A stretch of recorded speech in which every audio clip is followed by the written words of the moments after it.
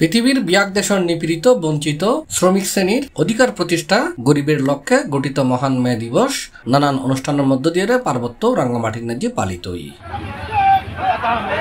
দিবস পালনে রাঙ্গামাটি জেলা প্রশাসন সহ বিভিন্ন রাজনৈতিক সংগঠনের পক্ষ থেকে শোভাযাত্রা আলোচনা সভার আয়োজন করা হয়।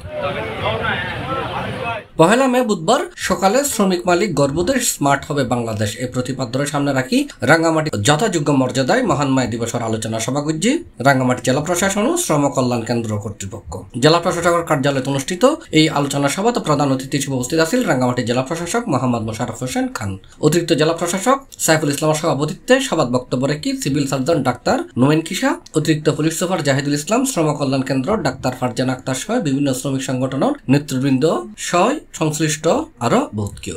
অন্যফালদি বুধবার সকালে রাঙ্গামাটি জেলা শ্রমিক লীগের উদ্যোগে রাঙ্গামাটি জেলা আওয়ামী লীগের দলীয় কার্যালয় দিবস উপলক্ষে র্যালি এবং আলোচনা সভা অনুষ্ঠিত হয়।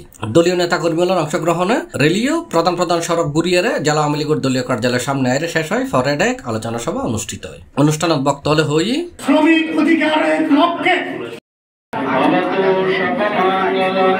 আমার আরেকটি প্রিয় সংগঠন শ্রমিক লীগের সবাই প্রতিবারের মতোই আজকের এই আলোচনা র্যালি। সম্মানিত উপস্থিতি, আজকের এই আলোচনা সভা সি প্লাস চট্টগ্রাম।